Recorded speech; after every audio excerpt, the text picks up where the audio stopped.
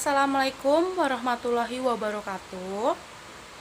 Apa kabar teman-teman? Semoga kalian semua selalu dalam lindungan Allah dan selalu diberikan kesehatan di saat pandemi seperti ini. Amin. Perkenalkan, nama saya Vera Indriani Putri, NIM 1705520104 dari program studi akuntansi Universitas Stigubang Semarang. Di sini saya akan melakukan presentasi bertujuan untuk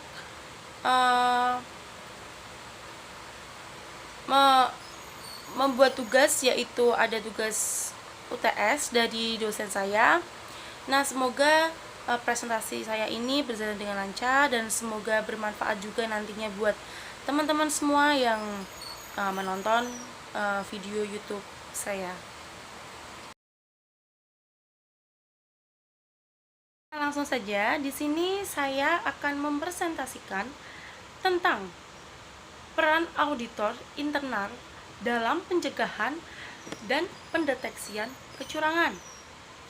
Materi pembahasan yang akan saya bahas dalam presentasi kali ini ada 5 materi, yaitu yang pertama fenomena yang berkaitan dengan kecurangan, yang kedua ada teori kecurangan, dan yang ketiga ada komponen pengendalian inter, yang keempat ada peran internal auditor dalam mencegah dan mendeteksi kecurangan, dan yang kelima ada kompetensi internal auditor. Nah, setelah ini saya akan menjabarkan tentang apa itu dari materi pembahasan 5 tersebut. Langsung saja mulai pembahasan pertama, yaitu tentang fenomena yang berhubungan dengan kecurangan. Nah, di sini saya memberikan contoh kasus, yaitu laporan fiktif kas Bank BRI Unit Tapung Raya. Nah, di sini saya memberikan contoh itu, yaitu Kepala Bank Rakyat Indonesia atau BRI Unit Tapung Raya ditahan polisi. Nah, ia terbukti melakukan transfer uang yang berjumlah 1,6 miliar dan diketahui oleh tim pemilik atau pemeriksa dan pengawas dari BRI Cabang Bangkinang pada hari Rabu 23 Februari 2011. Saat melakukan pemeriksaan di BRI Unit Tapung, tim ini menemukan keganjalan dari hasil pemeriksaan antara jumlah saldo neraca dengan kas tidak seimbang. Nah, setelah dilakukan pemeriksaan lebih lanjut dan cermat, diketahui adanya transaksi gantung, yaitu adanya pembukuan setoran yang berjumlah 1,6 miliar yang berasal BRI Unit Pasir Pengairan 2 ke BRI Unit Tapung pada tanggal 14 Februari 2011 yang dilakukan tersangka, namun tidak disertai dengan pengiriman fisik uangnya. Setelah itu dikonfirmasikan mengatakan Kepala BRI Tapung ditetapkan sebagai tersangka dan ditahan di sel Kapolres Kamar karena uang 1,6 miliar itu dan merekayasa kapar karena transfer uang dan laporan pembukuan. Kasus ini dilakukan oleh Kepala BRI Cabang BRI. Nah, setelah itu skills kemampuan yang diberikan harus sesuai dengan bidang kerja yang ia lakukan. Kemudian kemampuan tersebut dikembangkan lebih lanjut untuk meningkatkan kontribusi karyawan pada perusahaan. Perusahaan melakukan pelatihan pendidikan secara periodik kepada karyawan sesuai dengan perkembangan teknologi yang berkembang. Pembina ini sangatlah penting karena setiap karyawan memiliki kepribadian yang berbeda-beda. Jadi attitude harus ditekankan kepada karyawan. Nah, dalam hal ini karyawan diharapkan dapat memilih kepribadian yang lebih baik sehingga dapat memperkecil resiko terjadinya penyimpangan dari karyawan itu sendiri. Selanjutnya saya akan menjelaskan yang kedua, materi yang kedua, yaitu tentang Diamond Theory atau teori kecurangan. Diamond Theory itu ada 4. Yang pertama itu ada tekanan, yang kedua ada peluang atau kesempatan, yang ketiga ada rasionalisasi, dan yang keempat ada kemampuan. Saya akan menjelaskan satu persatu. Dari yang pertama yaitu tekanan. Tekanan dapat didefinisikan sebagai motif dari perilaku seseorang untuk melakukan penyelewengan karena dipicu oleh adanya dorongan yang dirasakan. Setiap pelaku harus menghadapi beberapa jenis tekanan untuk dapat melakukan penipuan. Tekanan yang dirasakan diartikan sebagai motivasi yang menuntun pelaku untuk terlibat dalam perilaku yang tidak etis. Tekanan semacam ini dapat terjadi pada suatu pihak di semua tingkatan organisasi dan dapat terjadi karena berbagai alasan. Alasannya dapat berubah adanya tekanan finansial, terus tekanan karena adanya dorongan dari kebiasaan yang buruk, dan tekanan yang berhubungan dengan pekerjaan yang dia lakukan. Terus yang kedua itu ada peluang atau kesempatan. Apa itu peluang atau kesempatan? Dalam kaitannya dengan Freud diartikan sebagai suatu keadaan yang memungkinkan seseorang untuk dapat melakukan tindakan yang tidak dibenarkan. Nah, seperti tindakan penyelewengan. Peluang bisa terjadi karena dipengaruhi oleh lemahnya pengendalian internal, pengawasan yang kurang terkontrol, atau karena posisi yang strategis. Dengan memanfaatkan suatu kondisi atau posisi tertentu, seorang dapat leluasa mengatur kepentingan orang banyak. Nah, yang ketiga itu ada rasionalisasi. Konsep rasionalisasi menunjukkan bahwa pelaku harus bisa merumuskan beberapa bentuk rasionalisasi yang dapat diterima secara moral sebelum terlibat dalam perilaku yang tidak etis. Nah, rasionalisasi memungkinkan penipu memandang tindakan ilegal sebagai suatu tindakan yang dapat diterima.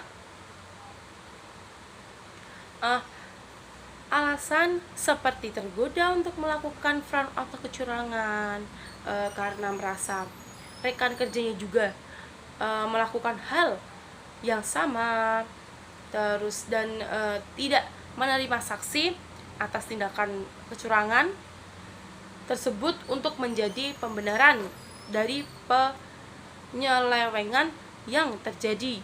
Pada akhirnya, tindakan rasionalisasi ini hanya akan menghasilkan pemakluman dari tindakan fraud yang telah terjadi.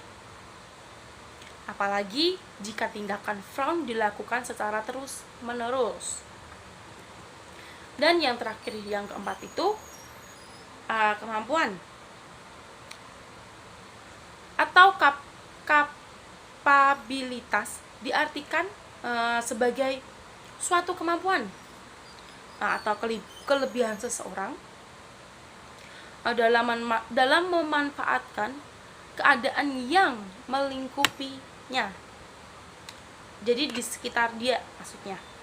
Yang mana kemampuan ini lebih banyak diarahkan pada situasi untuk mengelabui sistem pengendalian internal dengan tujuan untuk melegalkan hal-hal yang sebenarnya dilarang dalam suatu organisasi tersebut.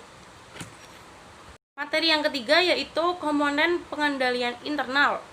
Komponen pengendalian internal itu ada berapa? Komponen pengendalian internal itu ada 5. Yang pertama itu ada lingkungan kontrol.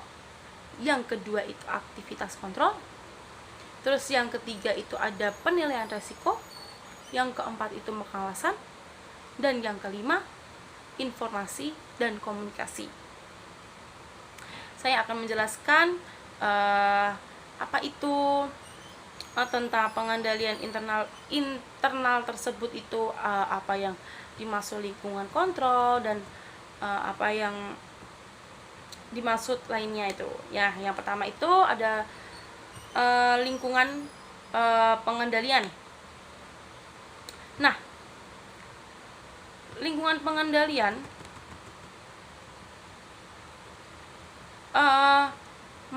komponen pengendalian internal itu apa? Untuk menyediakan suatu struktur dalam mempertimbangkan banyak kemungkinan pengendalian yang berhubungan dengan pencapaian tujuan entitas, laporan POSO, mengidentifikasikan 5 komponen pengendalian yang saling berhubungan. Nah, ada 5 komponen pengendalian internal yang saling berhubungan. Nah, yaitu apa aja? Yang pertama itu adalah lingkungan pengendalian. Nah, lingkungan pengendalian itu yaitu lingkungan pengendalian menetapkan suasana dari suatu organisasi yang mempengaruhi kesadaran akan pengendalian dari orang-orang. Lingkungan pengendalian merupakan fondasi dari semua komponen pengendalian internal lainnya yang menyediakan disiplin dan struktur. Yang kedua itu ada penilaian risiko. Penilaian risiko yaitu tujuan pelaporan keuangan yaitu identifikasi, analisis, pengelolaan risiko suatu entitas yang relevan dengan penyusunan laporan keuangan yang disajikan secara wajar sesuai dengan prinsip-prinsip akuntansi yang berlaku umum. Terus yang ketiga itu ada aktivitas pengendalian. Aktivitas pengendalian itu kebijakan dan prosedur yang membantu meyakinkan bahwa perintah manajemen telah dilaksanakan. Mereka memastikan bahwa tindakan yang diperlukan telah diambil untuk mengatasi risiko terhadap pencapaian tujuan entitas. Selanjutnya ada informasi dan komunikasi. Apa itu informasi dan komunikasi itu? Sistem informasi dan komunikasi yang relevan itu bertujuan laporan keuangan yang meliputi sistem akuntansi terdiri dari metode pengumpulan biaya dan catatan-catatan yang diciptakan untuk mengidentifikasi, mengumpulkan, menganalisis, mencatat dan melaporkan transaksi-transaksi entitas dan untuk memelihara akuntabilitas dari aktiva dan kewajiban. Komunikasi melibatkan penyediaan suatu pemahaman yang jelas mengenai peran dan tanggung jawab individu berkenan dengan pengendalian internal atas pelaporan keuangan. Yang kelima itu pemantauan. Nah, pemantauan adalah suatu proses yang menilai kualitas kinerja pengendalian internal suatu entitas pada suatu waktu. Pemantauan melibatkan penilaian rancangan dan pengoperasian pengendalian secara tepat waktu dan mengambil tindakan perbaikan yang dilakukan. Nah, peran internal auditor dalam mencegah dan mendeteksi kecurangan. Nah, apa itu? Maksudnya gimana sih caranya peran auditor internal itu dalam mencegah dan mendeteksi kecurangan? Nah, ini pengendalian internal Koram et al. 2008 menjelaskan bahwa organisasi yang memiliki fungsi audit internal akan lebih mendeteksi kecurangan akuntansi. Peneliti membahas peran auditor dalam mengurangi faktor kesempatan dalam kecurangan akuntansi. Nah, menurut Bastian nih, menurut para ahli yang Bastian itu 2006, pengendalian akuntansi merupakan bagian dari sistem pengendalian internal, meliputi struktur organisasi, metode, terus ukuran yang dikoordinasikan terutama untuk menjaga kekayaan organisasi serta mengecek ketelitian dan kendala data akuntansi.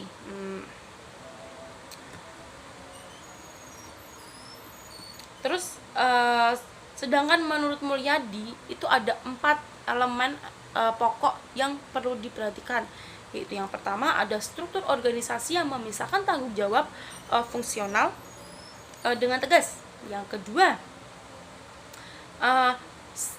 sistem wewenang dan prosedur pencatatan yang memberikan perlindungan yang cukup kepada aset, utang, pendapatan, dan biaya. Yang ketiga itu praktik yang sehat dalam menjalankan tugas fungsi dalam organisasi. Dan keempat itu ada karyawan yang mutunya sesuai dengan tanggung jawab. Mengidentifikasi aktivitas pengendalian sebagai kebijakan dan prosedur yang membantu memastikan bahwa perintah manajemen telah dia lakukan. Gitu. Terus tanggung jawab. Nah, ini ada jadi setiap orang tuh pasti punya tanggung jawab. Nah, ini tanggung jawab auditor terhadap kecurangan auditor. Nah, itu apa? Tanggung jawabnya itu berkewajiban untuk mengomunikasikan setiap ketidakberesan material yang ditemukan selama audit kepada komite audit. Nah, pada dasarnya auditor tidak berkewajiban untuk mengungkapkan ketidakberesan material yang ditemukan kepada pihak-pihak di luar klien. Nah, kode etik akuntan yang disusun IAI mengharuskan itu auditor untuk menjaga keaslian kliennya.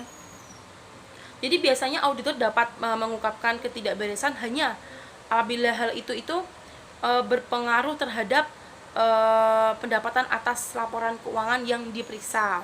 Jadi jika auditor mendapatkan atas laporan keuangan yang diperiksa, jika auditor menyimpulkan bahwa laporan mengandung salah saji karena adanya kekeliruan dan ketidakberesan, maka auditor itu harus mendesak manajemen klien itu untuk merevisi laporan keuangan tersebut yang harus direvisi. Nah, apabila hal ini dipatuhi oleh manajemen, maka auditor bisa menerbitkan laporan bentuk baku dengan pendapat wajar tanpa pengecualian. Nah, namun jika laporan itu tidak direvisi oleh dia, maka auditor hanya dapat memberikan pendapat wajar dengan pengecualian atau pendapatan tidak wajar. Nah, jika klien menolak untuk menerima laporan yang telah dimodifikasi, maka auditor harus menarik diri dari penugasan dan mengomunikasi alasan penarikan dirinya kepada komite audit atau dewan kompensasi atau pihak yang setara. Selanjutnya, pencegahan kecurangan. Nah, untuk mengurangi motivasi berbuat kecurangan, pemilik dan manajer perusahaan harus menyediakan lingkungan kinerja yang etis dan kepemimpinan yang menunjukkan perilaku etis dalam semua aktivitas bisnis. Memperlakukan karyawan dengan baik dan mendengarkan dan menanggapi keluhan ada masalah yang disampaikan karyawan, khususnya mereka yang mengungkapkan ketidakpuasan terhadap pekerjaan atau mendiskusikan mendiskusikan masalah kesulitan dalam keuangan. untuk mengurangi uh, persepsi karyawan tentang adanya kesempatan melakukan kecurangan, pemilik dan manajer dapat mengirimkan pesan yang menunjukkan bahwa seseorang yang mengawasi, jika memungkinkan, minta akuntan eksternal untuk memeriksa pembukuan. Nah, jadi buatlah kebijakan perusahaan tentang kecurangan, konsekuensi pelanggaran, serta menerapkan hukuman tersebut jika ditemukan pelanggaran. Nah, mungkin tidak ada cara yang tepat mencegah semua tindak kecurangan, apalagi jika sudah melibatkan kolusi antara karyawan. Namun ada beberapa hal yang hendaknya diperhatikan, yaitu yang pertama, untuk mengamankan aset perusahaan sebaiknya diadakan program pelatihan untuk mendidik karyawan tersebut tentang pencegahan kecurangan dalam wilayah tanggung jawab mereka, dan mengevaluasi pengadilan internal secara teratur untuk menilai keefektifannya. Yang kedua, melakukan pemisahan tugas sebagai bagian terpenting dalam pengendalian internal, yakni dengan memisahkan fungsi pencatatan, pelaksanaan, dan penyimpanan. Yang ketiga itu, jika memungkinkan, gunakan suatu sistem tunggal untuk mencatat semua transaksi bisnis tersebut. Penggunaan sistem berganda dapat menimbulkan transaksi mudah mengalami masalah melalui celah-celah yang muncul dalam sistem tersebut. Nah, yang keempat itu, perusahaan harus lebih belajar untuk mengidentifikasikan trace yang tidak bisa atau menyimpang sebagai indikasi adanya masalah. Jika mungkin, perusahaan dapat menyewa akuntan eksternal secara periodik untuk memeriksa ketidakwajaran pencatatan. Yang kelima itu, menyediakan sarana yang dapat digunakan karyawan untuk melaporkan kecurigaan adanya kecurangan tanpa harus diketahui identitasnya, misalnya melalui hotline perusahaan. Nah, peran utama dari internal auditor dapat dengan fungsinya dalam pencegahan kecurangan adalah berupaya untuk menghilangkan atau mengelimin sebab-sebab timbulnya kecurangan tersebut. Nah, karena pencegahan terhadap akan terjadinya suatu perbuatan curang, nah akan lebih mudah daripada mengatasi bila telah terjadi kecurangan tersebut. Nah, pada dasarnya kecurangan sering terjadi pada suatu entitas apabila nih, yang pertama, pengendalian intern tidak ada atau lemah atau dilakukan dengan longgar dan tidak efektif. Yang kedua, pegawai dipekerjakan tanpa memikirkan kejujuran dan integritas mereka.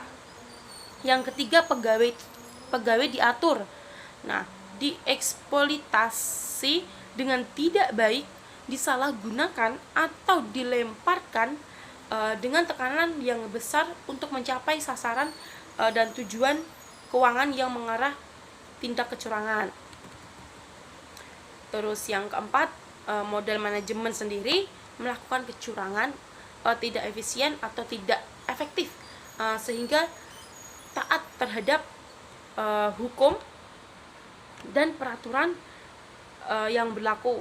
Yang kelima, pegawai yang dipercaya memiliki masalah pribadi yang dapat dipecahkan, biasanya masalah keuangan, terus kebutuhan kesehatan keluarga, di mana gaya hidup yang berlebihan, dan yang keenam itu industri, di mana perusahaan menjadi bagian memiliki sejarah atau tradisi kecurangan. Nah, pencegahan kecurangan pada umumnya yaitu aktivitas dilaksanakan manajemen dalam hal menetapkan kebijakan, sistem, dan prosedur yang membantu meyakinkan tindakan yang diperlukan sudah dilakukan Dewan Komisaris, manajemen, dan personil lain perusahaan untuk dapat memberikan keyakinan memadai dalam mencapai 3 tujuan pokok, yaitu kendala pelaporan keuangan, efektivitas dan efisiensi operasi, serta kepatuhan terhadap hukum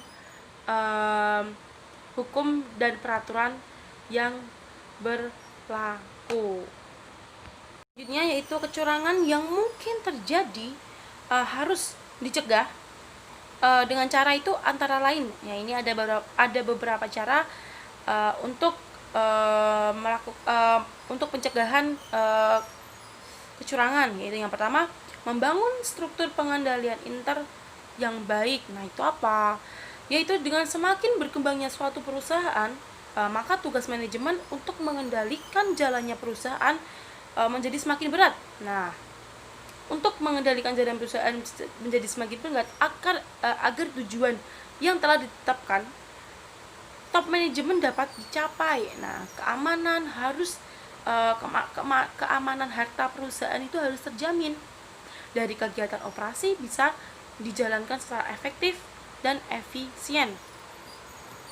Terus yang kedua itu ada mengefektifkan aktivitas pengendalian. Nah, aktivitas pengendalian ini mencakup review atas kinerja sesungguhnya dibandingkan dengan anggaran, perkiraan atau kinerja periode sebelumnya. Nah, menghubungkan suatu rangkaian data berbeda operasi atau keuangan satu sama lain. Nah, bersamaan dengan analisis atas hubungan dan tindakan penyelidikan dan perbaikan, dan review atas kinerja fungsional atau aktivitas seseorang manajer kredit atas laporan cabang perusahaan tentang persetujuan dan penagihan pinjaman. Yang ketiga itu meningkatkan kultur organisasi. Nah, meningkatkan kultur organisasi dapat dilakukan dengan mengimplementasikan prinsip-prinsip Good Corporate Governance atau GCG yang saling terkait satu sama lain agar dapat mendorong kinerja sumber perusahaan tersebut bekerja secara efisien. Nah, jadi menghasilkan nilai ekonomi jangka panjang yang berkesinambungan bagi para pemegang saham maupun masyarakat sekitar secara keseluruhan. Terus yang keempat itu mengefektifkan fungsi internal audit, yaitu walaupun internal auditor tidak dapat menjamin bahwa kecurangan tidak akan terjadi, namun ia harus menggunakan kemahiran jabatannya dengan seksama sehingga diharapkan mampu mendeteksi terjadinya kecurangan. Nah, dan dapat memberikan saran-saran yang bermanfaat bagi manajemen untuk mencegah terjadinya kecurangan. Yang kelima itu menciptakan struktur pengajian yang wajar dan pantas.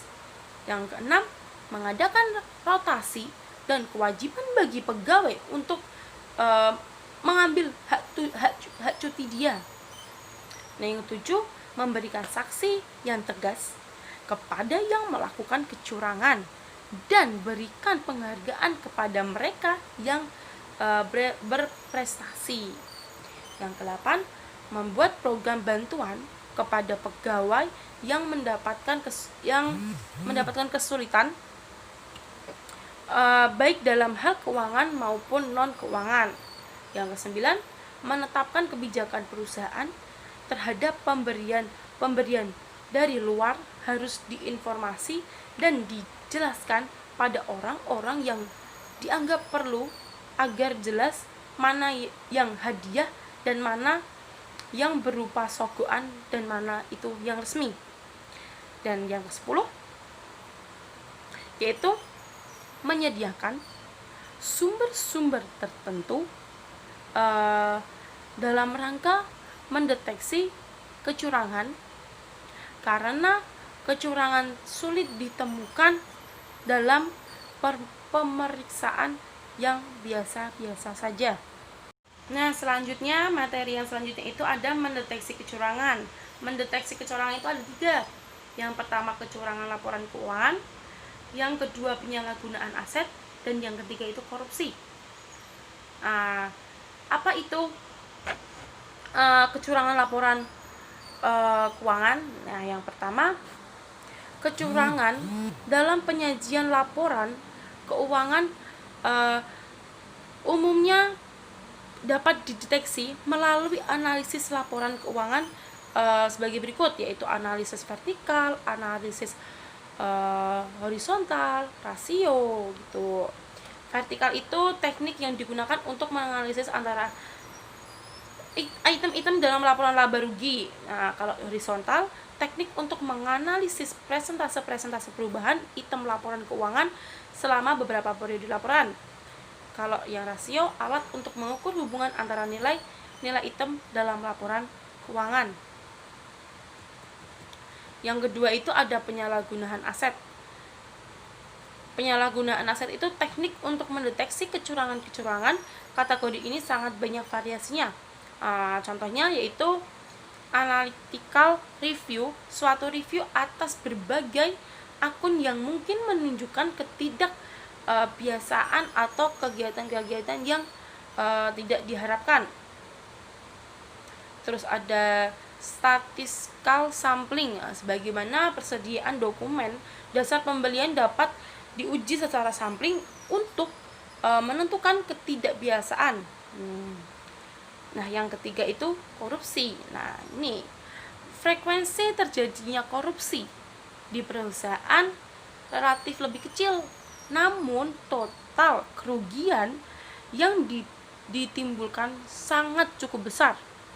Aktivitas yang termasuk korupsi meliputi penyuapan, kickback, kecurangan kontrak, pemerasan, serta pembayaran dan penerimaan pesanan ilegal. Nah, yaitu kompetensi internal auditor. Nah, kompetensi internal auditor itu ada beberapa, yaitu ada keterampilan wawancara, terus ada keterampilan analisis, terus ada pengujian dan analisis keterampilan, terus ada keterampilan dokumentasi, terus ada merekomendasikan hasil dan tindakan korektif. Nah, selanjutnya itu ada keterampilan komunikasi, terus ada komite untuk belajar, dan negosiasi keterampilan. Sekian presentasi yang saya berikan. Semoga bermanfaat untuk kalian semua yang menonton presentasi saya. Mohon maaf apabila banyak sekali materi yang belum saya sampaikan, kata-kata yang salah yang saya ucapkan itu banyak kesalahan, mohon dimaafkan. Semoga presentasi saya ini bermanfaat untuk membantu belajar kalian di rumah secara online. Terima kasih. Wassalamualaikum warahmatullahi wabarakatuh.